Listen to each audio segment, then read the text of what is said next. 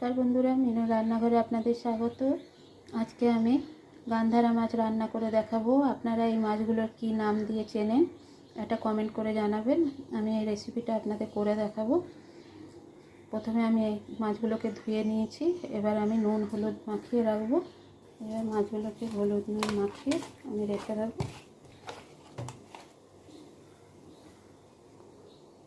এগুলোকে আমি ভেজে নিচ্ছি।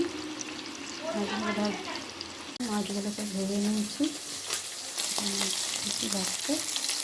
মাছগুলো ভাজা হলে তারপরে আমি রান্নাটা করে দেখাবো।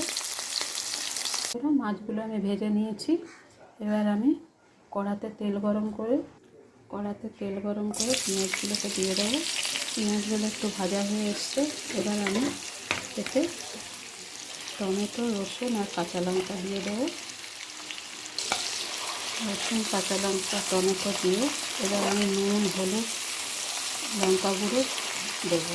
নুন, হলুদ, লঙ্কা গুঁড়ো দিয়ে ভালো করে টমেটো গলা পর্যন্ত এটা ভাজা ভাজা করবো।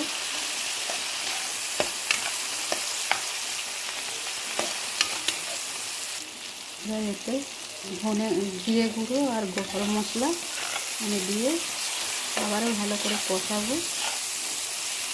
ভালো করে কষানো হলে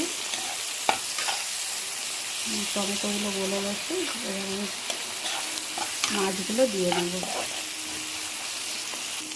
মাছগুলো আমি দিয়ে নিচ্ছি। মাছগুলো এবার দিয়ে ভালো করে হালকা হাতে নাড়াচাড়া করব।